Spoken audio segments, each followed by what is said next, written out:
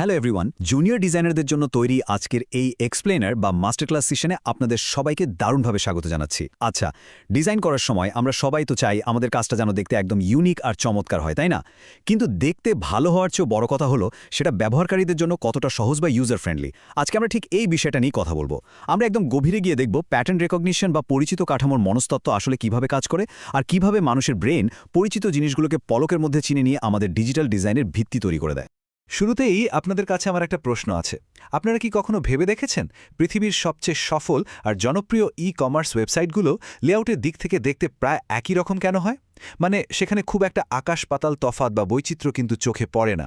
আচ্ছা, চলুন বিষয়টা একটু খতিয়ে দেখা যাক।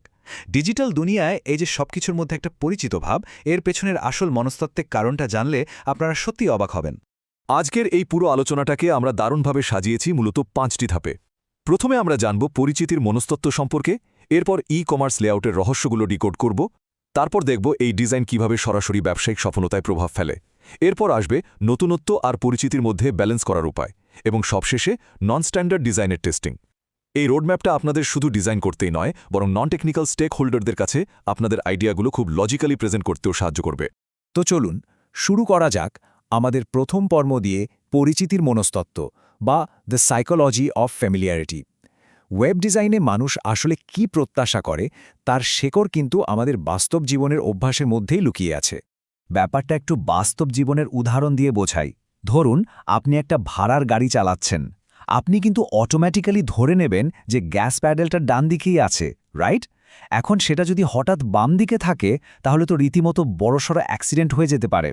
ঠিক একইভাবে বিদেশের কোনো অচেনা রাস্তায় চলার সময় আমরা কিন্তু ভাষার চেয়ে পরিচিত সাইন বা ট্রাফিক চিহ্নগুলোর ওপরই বেশি ভরসা করি। নতুন কোনো ওয়েবসাইট বা ডিজিটাল ইন্টারফেস ব্যবহার করার সময়ও মানুষের ঠিক একই সাইকোলজি কাজ করে। আর এই উদাহরণগুলো দিয়ে কিন্তু আপনারা খুব সহজেই যে কোনো স্টেক হোল্ডারকে কনভিন্স করতে পারবেন। আর ঠিক এই জায়গাটাতেই চলে আসে এই বিখ্যাত জ্যাকবস ল। ইউজার এক্সপিরিয়েন্স বিশেষজ্ঞ জ্যাকব নিলসন এই চমৎকার সূত্রটি দিয়েছেন। খুব সহজ কথায়, মানুষ যেহেতু ইন্টারনেটে তাদের বেশিরভাগ সময় অন্য সব পরিচিত ওয়েবসাইটে কাটায়, তাই তারা যখন আপনার নতুন সাইটে আসবে তারা চাইবে এটাও যেন ঠিক ওই পরিচিত সাইটগুলোর মতোই কাজ করে। এর সবচেয়ে বড় সুবিধা হলো এটা ব্যবহারকারীর নতুন কিছু শেখার যে চাপ বা লার্নিং কার্ভ সেটা এক ধাক্কায় কমিয়ে দেয়। ফলে তারা ইন্টারফেস বোঝার পেছনের সময় নষ্ট না করে তাদের মূল কাজে ফোকাস করতে পারে। এই যে মানুষের প্রত্যাশা, এর পেছনে কিন্তু আমাদের ব্রেনে দারুণ কিছু কগনিটিভ প্রসেস কাজ করে। যেমন ধরুন টেমপ্লেট ম্যাচিং। এর মানে হলো আমাদের ব্রেন যে কোনো নতুন ইন্টারফেস দেখলেই সেটাকে তার মেমোরিতে সেভ করা পুরনো টেমপ্লেটের সাথে মিলিয়ে দেখার চেষ্টা করে। মানুষের শর্ট টার্ম মেমোরি যেহেতু বেশ লিমিটেড, তাই পরিচিত প্যাটার্ন বা স্ট্যান্ডার্ড ডিজাইন ব্যবহার করাটা আসলে কোনো নান্দনিক ব্যাপার নয়, বরং এটা আমাদের ব্রেইনের একটা বায়োলজিক্যাল নিড। পরিচিত প্যাটার্ন কগনিটিভ লোড কমিয়ে দেয়, ফলে ব্রেন খুব রিল্যাক্সড হতে কাজ করতে পারে। এটাকে আমরা মেন্টাল মডেল বলতে পারি। সহজ কথায়, যে কোনো ওয়েবসাইটে ঢোকার সাথে সাথেই আমাদের মাথায় আগে থেকেই একটা মানসিক ম্যাপ তৈরি থাকে। যেমন মেনু কিভাবে কাজ করবে, গিয়ার আইকনে ক্লিক করলে যে সেটিংস আসবে, কিংবা সার্চ বারটা যে একদম চোখের সামনে থাকবে, এগুলো আমরা অবচেতনভাবেই জানি।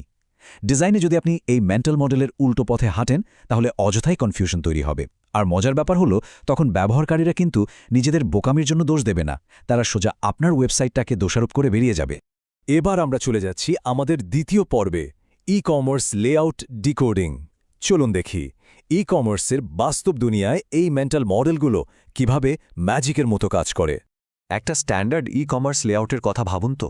সবকিছু একদম সাজানো গোছানো। লোগো থাকে উপরে বামে, ডানে থাকে শপিং কার্ট, আর সার্চ বারটা থাকে একদম দৃশ্যমান জায়গায়। এবার ঠিকের উল্টো একটা ডিজাইনের কথা চিন্তা করুন। মেনু কোথায় লুকিয়ে আছে কে জানে, লোগোটা হয়তো মাঝখানে, আর ন্যাভিগেশন এতটাই ব্যতিক্রমী যে মনে হবে আপনি কোনো ট্রেজার হান্টে নেমেছেন। সত্যি বলতে এ ধরনের গোলগোধাঁধা মানুষকে চরম বিরক্ত করে, আর তারা কয়েক সেকেন্ডের মধ্যেই ট্যাবটা ক্লোজ করে অন্য কোনো পরিচিত সাইটে চলে যায়। এই যে শপিং কার্ট আইকন বা নীল রঙের লিঙ্কের মতো পরিচিত প্যাটার্নগুলো, এগুলো কিন্তু রাতারাতি তৈরি হয়নি।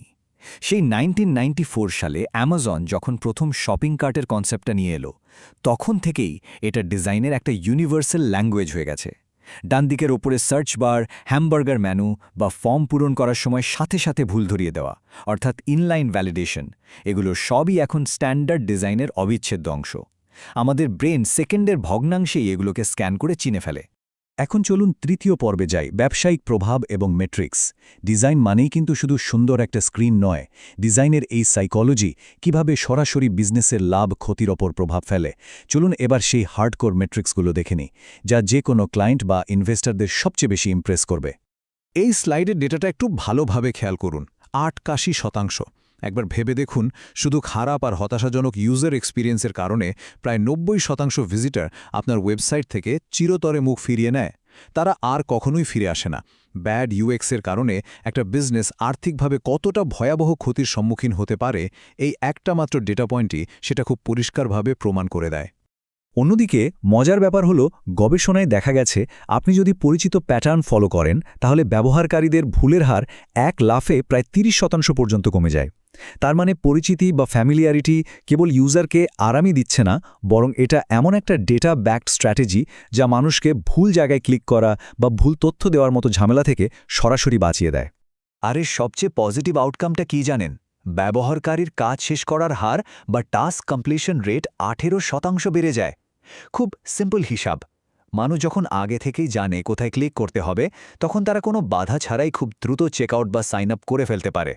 আর এভাবেই এই স্ট্যান্ডার্ড লেআউটগুলো যে কোনো কনভারসেশন রেট এবং বিজনেসের ওভারঅল গ্রোথ বাড়াতে একটা শক্তিশালী হাতিয়ার হিসেবে কাজ করে। এবার আসি আমাদের চতুর্থ পর্বে, নতুনত্ব এবং ব্র্যান্ড পরিচয়ের ভারসাম্য। এখন আপনাদের মনে খুব স্বাভাবিকভাবেই একটা প্রশ্ন আসতে পারে যে, আমরা যদি সবাই একই প্যাটার্ন ফলো করি তাহলে একটা ব্র্যান্ডের ইউনিকনেস বা নিজস্বতা কোথায় থাকবে? অডিয়েন্সকে কনফিউজ না করেও কিভাবে একটা ওয়েবসাইটকে একদম ডিফারেন্ট আর আকর্ষণীয় রাখা যায়, সেটাই এখন আমরা দেখব। সত্যি বলতে, আলাদা কিছু করার জন্য ইউজারদের চেনা ন্যাভিগেশন বা শপিং কার্টের জায়গা পাল্টে ফেলার কোনো দরকারই নেই। আপনারা খুব সহজেই অন্যান্য উপাদান দিয়ে দারুণ একটা ব্র্যান্ড আইডেন্টিটি তৈরি করতে পারেন। যেমন ধরুন, কনসিস্টেন্ট টাইপোগ্রাফি, দারুণ একটা ইউনিক কালার প্যালেট, লেখার চমৎকার টোন, ছোট ছোট আকর্ষণীয় মাইক্রো ইন্টারাকশন আর কাস্টম ইমেজের ব্যবহার। এগুলো দিয়ে একটা ওয়েবসাইটকে পুরোপুরি ইউনিক আর ফ্রেশ একটা লুক দেওয়া সম্ভব। এতে ইউজারের স্বস্তিও বজায় থাকলো, আবার ব্র্যান্ডটাও স্ট্যান্ড আউট করল। এখানে খুব সুন্দর একটা কথা আছে। জ্যাকবস ল কিন্তু আপনাকে ইনোভেটিভ হতে বা নতুন কিছু ভাবতে একেবারেই মানা করে না, কিন্তু মূল ব্যাপারটা হলো শুধুমাত্র ভিন্ন কিছু করতে হবে বলে নতুন কিছু করা যাবে না। এই নতুনত্ব বা ইনোভেশনটাকে আপনাকে অর্জন করে নিতে হবে। অর্থাৎ আপনাকে প্রমাণ করতে হবে যে আপনার নতুন ডিজাইনটি বর্তমান স্ট্যান্ডার্ডের চেয়েও বেশি কার্যকরী এবং এটি ব্যবহারকারীকে আগের চেয়েও অনেক দ্রুত আর সহজে কাজ করতে সাহায্য করছে।